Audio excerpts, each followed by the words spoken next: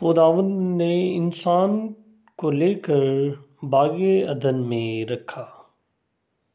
آج کی پہلی تلاوت تکوین کی کتاب اس کا دوسرا باب 4 تا 9 اور پھر 15 سے 17 آیت تک۔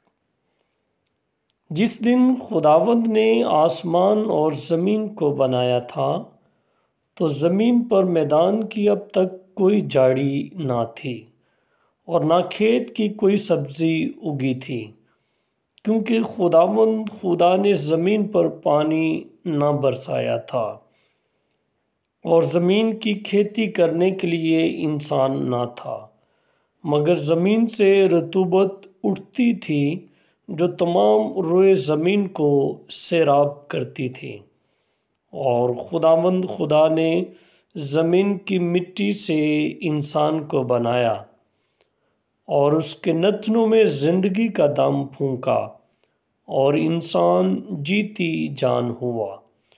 اور خداوند خدا نے مشرق کی طرف عدن میں ایک باغ لگایا اور انسان کو جس سے اس نے بنایا اس میں رکھا۔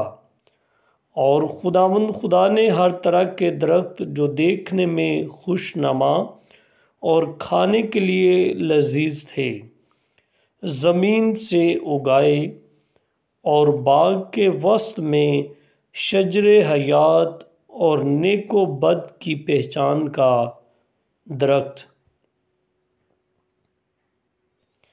اور خداوند خدا نے انسان کو لے کر باغ عدن میں رکھا کہ اس کی باغبانی اور نگہبانی کرے۔